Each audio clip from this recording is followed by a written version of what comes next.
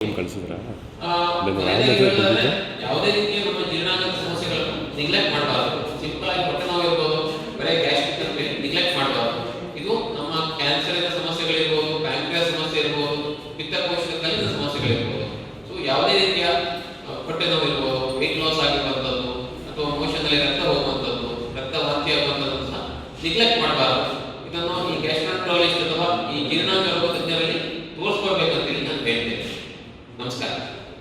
ಸತೀಶ್ ರಾವ್ ನಿಮಗೆ ಪತ್ತೆ ಹಚ್ಚೋದ್ರ ಬಗ್ಗೆ, ಕಾಯಿಲೆಗಳ ಬಗ್ಗೆ ಮಾತಾಡಿದ್ರು. ನನ್ನ ಹೆಸರು ಡಾಕ್ಟರ್ ವಾಸುದೇವ್ ಪೈ ಅಂತ. ನಾನು chief senior surgical gastroenterologist, Manipal hospital. ಅಂದರೆ ಹೊಟ್ಟೆ ಸಂಬಂಧಪಟ್ಟ ಕಾಯಿಲೆಗಳಲ್ಲಿ ಆಪರೇಷನ್ ಮಾಡೋ ಡಾಕ್ಟರ್. ಈಗ ನಮ್ಮ ಡಿಪಾರ್ಟ್ಮೆಂಟು ಬೇರೆ ಕಡೆಯಿಂದ ಹಿಂಗೆ ವ್ಯತ್ಯಾಸ ಅಂತ ಹೇಳ್ತೀವಿ. ಈಗ ನಮ್ಮ ಹತ್ರ ಬರೋದು ಸ್ಟ್ರೇಟ್ ಫಾರ್ವರ್ಡ್ ಕೇಸ್ಗಳು ಯಾವುದು ಸರ್ಜಿಕಲ್ಗೆ ಮಣಿಪಾಲ್ ಹಾಸ್ಪಿಟಲ್ ಬರೋದಿಲ್ಲ. ಜಾಸ್ತಿ ಬರೋದು ಕಾಂಪ್ಲಿಕೇಟೆಡ್ ಕೇಸಸ್, ಎಸ್ಪೆಷಲಿ ಈಗ ಗಾಲ್ ಸ್ಟೋನ್ ಅಲ್ಲಿ ಅತ್ಯಂತ ಕಾಂಪ್ಲಿಕೇಟ್ ಆಗಿರುವಂಥ ಗಾಲ್ ಸ್ಟೋನ್ ಡಿಸೀಸ್ ಬರುತ್ತೆ. ಕೊಳ್ತೋಗಿರೋದು ಪಿತ್ತಚೀಲದವರು ನಮ್ಮ ಹತ್ರ ಬರ್ತಾರೆ. ಬಹಳ ಲೇಟ್ ಸ್ಟೇಜಲ್ಲಿ ಇನ್ಫೆಕ್ಷನ್ ಮೂರ್ಛಿಸಿದ ಮೇಲೆ ಸೆಪ್ಸಿಸ್ ಆಗಿ ಆರ್ಗನ್ ಫೇಲಿಯರ್ಗಳಾಗಿ ಡಯಾಲಿಸಿಸ್ ಮಾಡುವಂಥ ಸಿಚುವೇಶನ್ ಬರ್ತಾರೆ.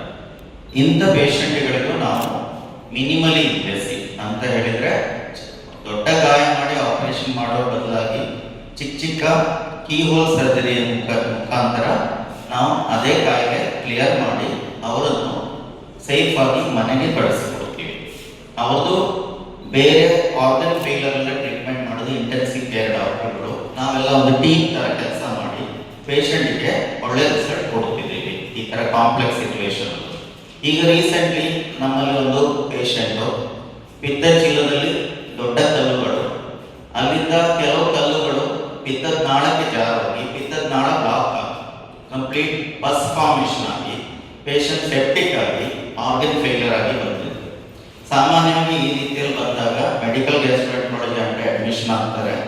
ಅವರು ERCP ಅಂತ ಒಂದು ಎಂಡೋಸ್ಕೋಪಿಕ್ ಪ್ರೊಸೀಜರ್ ಮಾಡಿ ಬೈಲ್ ಕ್ಲಿಯರ್ ಮಾಡ್ತಾರೆ. ಆದರೆ ಈ ಪೇಷಂಟ್ಗೆ ಮುಂಚೆ ಒಂದು 15 ವರ್ಷ ಹಿಂದೆ ವೆಯ್ಟ್ ರಿಡಕ್ಷನ್ ಸರ್ಜರಿ ಆಗಿತ್ತು. ಆವಾಗ ಅವರು ಸ್ಟ್ರಕ್ಚರ್ಸ್ ಎಲ್ಲ ಚೇಂಜ್ ಆಗಿದೆ. ದಾರಿಗಳು ಜಠರ ಅನ್ನನಾಳದಿಂದ ಹೋಗಿ ಜಠರದಿಂದ ಈ ERCP ಮಾಡಲಿಕ್ಕೆ ನಾವು ಡೋಡ್ನಮ್ ಅಂತ ಜಾಗಕ್ಕೆ ಹೋಗಬೇಕು.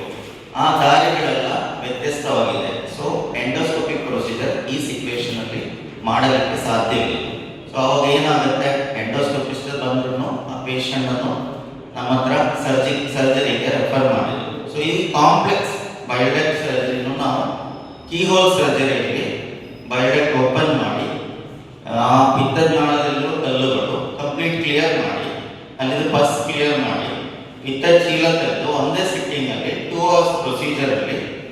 ಅದರ ನಂತರ ನಾವು ಆಪರೇಷನ್ ಟೇಬಲ್ ಮೇಲೇ ಒಂದು ಚಿಕ್ಕ 3 millimeter ಅಷ್ಟು ಅಗಲ ಬರುವಂತ ಒಂದು ಎಂಡೋಸ್ಕೋಪ್, ನಾವೆಲ್ಲ ಕೋಲಿಡೋಸ್ಕೋಪ್ ಅಂತ ಹೇಳ್ತೀವಿ, ಬಯೋಡೆಕ್ಟ್ ಒಳಗಡೆನೆ ಹಾಕ್ಬಿಟ್ಟು ಇದೇ ಕೀ ಹೋಲ್ ಸರ್ಜರಿ ಮುಖೇನ ಬಯೋಡೆಕ್ಟ್ ಕ್ಲಿಯರ್ ಆಗಿದೆ ಅಂತ ಕನ್ಫರ್ಮೇಶನ್ ಮಾಡಿ ಆಪರೇಷನ್ ಮುಗಿಸಿದ್ದೀವಿ. ಈ ಪೇಷಂಟು ಇಷ್ಟು ಕಾಂಪ್ಲೆಕ್ಸ್ ಸರ್ಜರಿ ಆಗಿ 3 ದಿವಸದಲ್ಲಿ ಹಾಸ್ಪಿಟಲಿಂದ ಮನೆಗೆ ಸೇಫ್ ಆಗಿ ಡಿಸ್ಚಾರ್ಜ್ ಆಗಿ ಹೋಗಿತ್ತು.